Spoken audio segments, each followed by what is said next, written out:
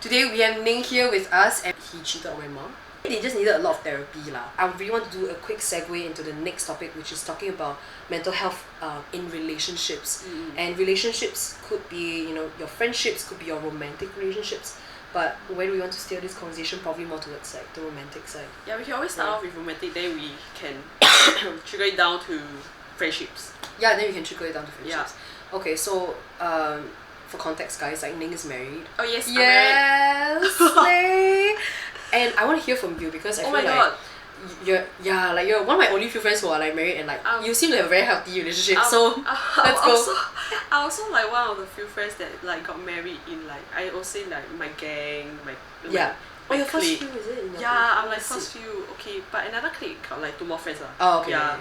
So actually a lot of people who doesn't know me well or like our friends that I met like once a year, they always like ask me, wow Ning, why do you like get married so early, so fast, you know? Yeah. But then I would say like there isn't really a particular reason. I would say like it was at the point of time where like we were dated for like 3 years already. Oh shit. And then like I think on the 3rd year he just say, hey, you want a BTO or not? And then at first I was quite shocked lah, cause I'm like that type where me and my friends will talk about how 30 we wanna like be like, oh my god, a career woman, then maybe 35, then we think about marrying.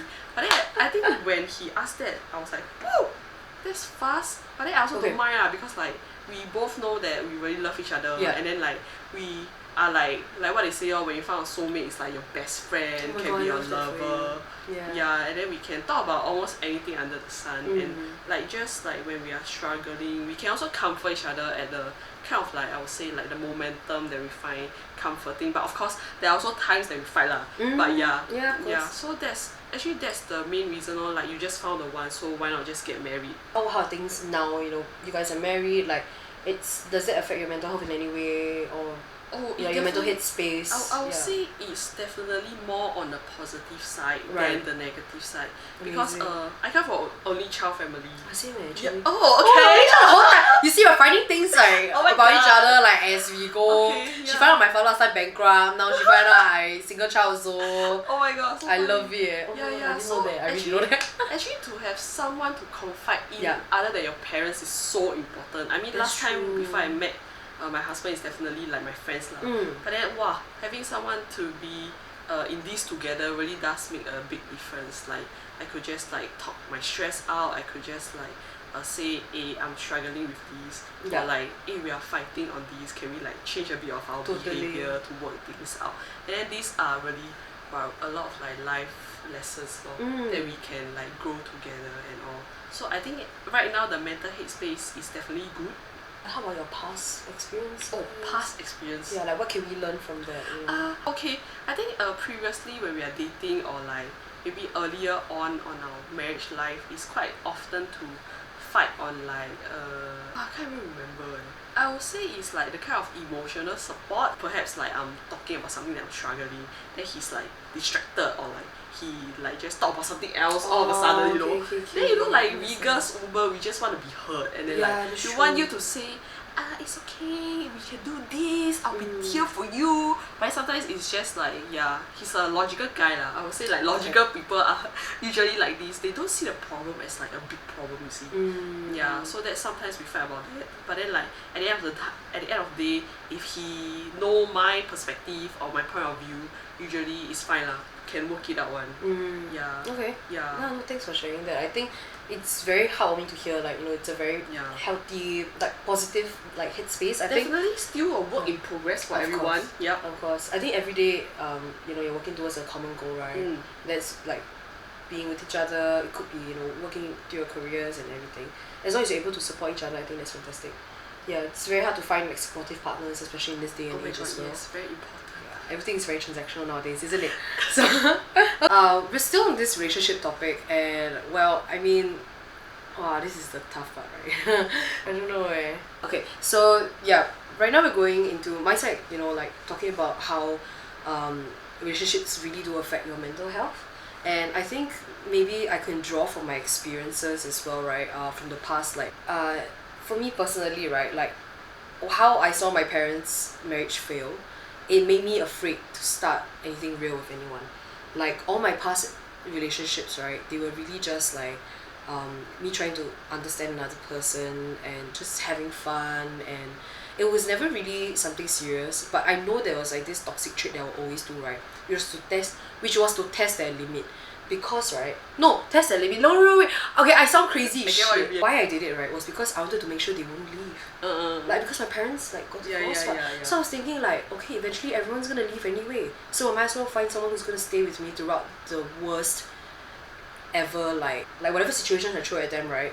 If they're able to navigate out of it and they're able to like be a supportive partner, right, then that's the person for me.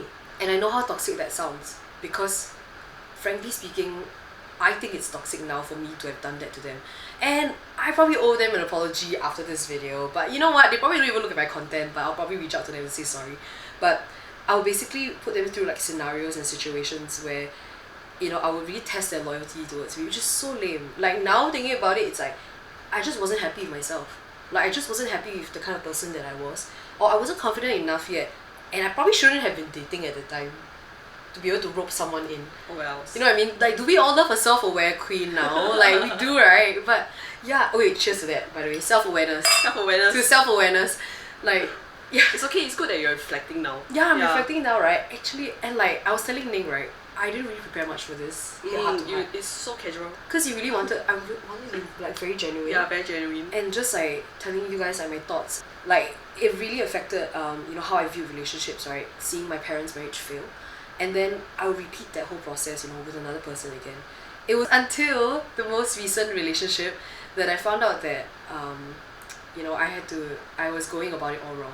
Yeah, okay, so basically like we broke up about a month ago in August. But yeah, like, it's been tough because I realized that love is not enough in a relationship, and that there's a lot of factors that goes into it. Yeah, that goes into a relationship. It's not just love anymore. Once you go past a certain age, right, it's like how compatible this person is with you, whether your goals and principles align with each other, whether you want to wake up next to this person and see them for the rest of your life. Yeah, it's a whole package. It's a whole like thing, right? But after a while, I realized that my mental health just wasn't great anymore, because I was just constantly fighting this internal battle of like, do I stay on because it's a very long relationship, or do I just, you know, call it a day and try again? But yeah, okay, you know, granted, like, we did give each other like a lot of time to try. Yeah. We tried and error. We tried everything in the books. We went for therapy as well. Yeah, we even went to that stage, right, of doing therapy, and like eventually, I think maybe, you know, just sometimes things just don't work out, and that's okay. What's the key therapy topic, if you don't mind sharing? Yeah, I know. Okay, so the key therapy topic, right, was always about communication. Oh my god. Yeah. You know, I also have friends also go. Yeah. But it's also always about communication. I think that's the part where like a lot of us like really overlook, right, when we first get together with a person or first get to know someone, is that, you know, we look at the exterior, we look at how they look, and then we look at what they can offer to a relationship, or what, I mean, I don't know how dating is like nowadays, because clearly, like, I haven't been in the market for a while. The dating scene has changed so much. Yeah, it's changed so much, but I think the core foundation is something that we cannot we cannot forego now, you know. Yeah, like, communication is one of them. It's one of the building blocks, right, towards a successful relationship, because when we would communicate, it would be very, very scary, and then in turn it would take a hit on my mental health, and then I wouldn't be able to have proper conversations or come up with solutions that would actually work for us, or like compromising on things that would work for us, right? Yeah, it was a very trying time, and I mean, I'm still going through it, as you guys can sort of feel from this, you know, video. Like, I'm not fully 100% okay with my mental health, but at the same time, I'm like, I feel a bit more free, a bit more, I can breathe a little bit better, because now I have a clear vision. Like, I have time for myself, I have time to reflect, be around like feminine energy, like people who like bring me very good energies, or like people who people who really like encourage me to be a better version of myself. Like, I'm able to, I have friends, I have a very good support system as well, who will always check in on me, so I know that like I'm not alone in this, and that's okay, right? I think that's the part, like, cheers to your friends. Cheers to my friends, support system, like my family as well.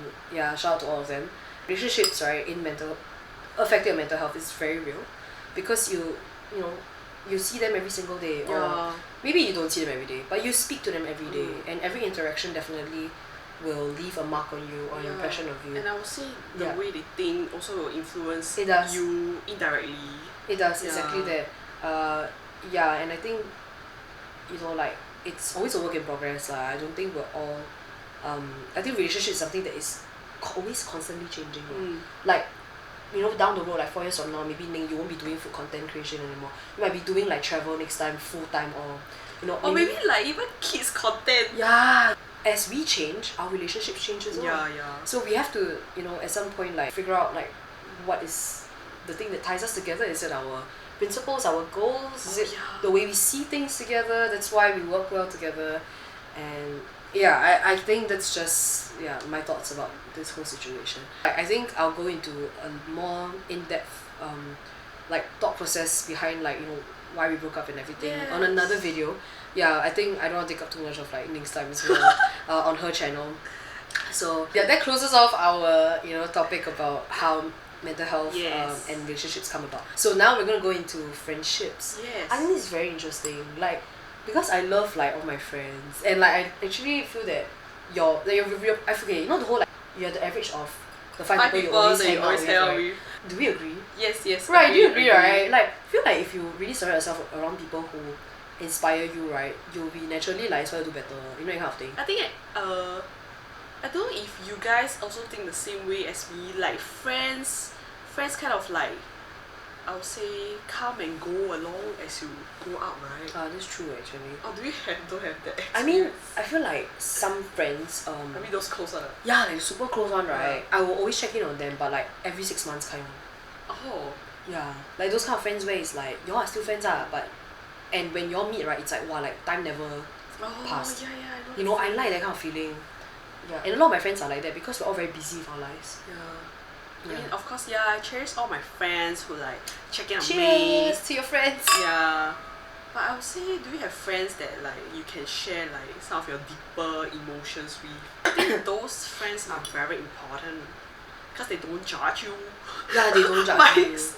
I suddenly have this accent. It's okay. Oh my god, what the fuck is happening? Yeah, friends that you can like talk very deeply in, I would say very important because, like, you know, if for example you're like facing like a hard time, you wish like friends would check in on you. Yeah.